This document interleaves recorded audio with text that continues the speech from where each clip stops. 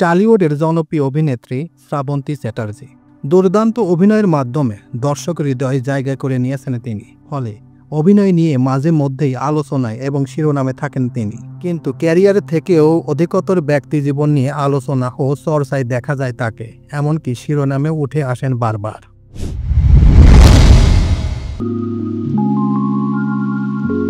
শ্রাবন্তী ব্যক্তিজীবনে 3 বার বৈবাহিক সম্পর্কে জড়িয়েছেন। কোনো সম্পর্কই দীর্ঘদিন টিকে ওঠেনি। সর্বশেষ তৃতীয় বিয়ে বিচ্ছেদ আদালত পর্যন্ত গড়িয়েছে। পরবর্তীতে অবশ্য একাধিকবার নতুন সম্পর্কে জড়ানো নিয়ে প্রশ্ন উঠেছে। নানা জটিলতা কাটিয়ে উঠে নিজেকে প্রতিবারই শক্ত অবস্থানে রেখেছেন। এখন প্রশ্ন উঠেছে, আবারও কি বিয়ে করবেন শ্রাবন্তী? বিয়েতে কি বিশ্বাসী তিনি? আর কেনই বা আগের সম্পর্কগুলো ডিভোর্সে গড়িয়েছে?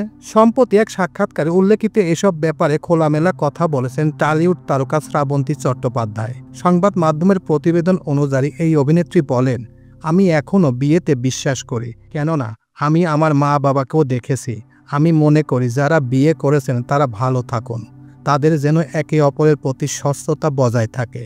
আর কেন বিয়ে করব না, এটা তো যুগ যুগ ধরে দেখে আসছে। এই অভিনেত্রীর কোনো বৈবাহিক সম্পর্কই স্থায়িত্ব লাভ করেনি। কেন স্থায়িত্ব হয়নি এই ব্যাপারে শ্রাবন্তী বলেন, আমার যেটি ভুল ছিল, আমি জীবনে ভুল মানুষ বেছে নিয়েছিলাম, যা হয়তো আমার আরও ভালো করে বুঝে তবেই সিদ্ধান্ত নেওয়া উচিত ছিল। আমি একটু বেশি ইমোশনাল মানুষ।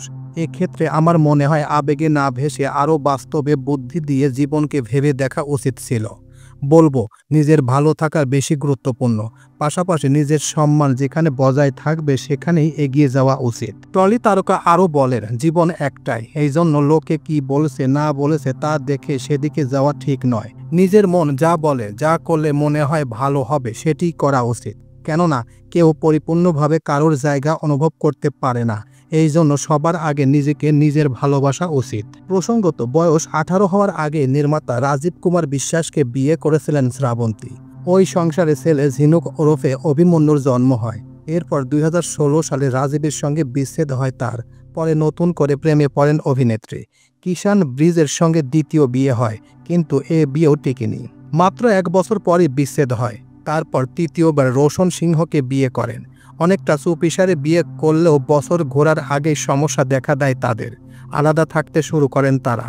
এরপর দীর্ঘদিন আইনি প্রক্রিয়া চলতে থাকে এবং সর্বশেষ চলতি বছরের এপ্রিলে আইনিভাবে বিচ্ছেদ হয় রোশন শ্রাবন্তীর। তো উপরোক্ত প্রতিবেদন থেকে আমার একটা জিনিসই বুঝলাম যে শ্রাবন্তী এই যে 3 বার বিয়ে করেছেন, 3 বারই যে 3 জন স্বামী পেয়েছেন, 3 জন স্বামীর মনের সাথে তার মনের এক মিল না হওয়ার কারণেই বারবার বিচ্ছেদ ঘটেছে। এক কথা, স্বামী যা চেয়েছেন শ্রাবন্তী তা চান নাই, শ্রাবন্তী যা চেয়েছেন স্বামীরা তা দেন নাই।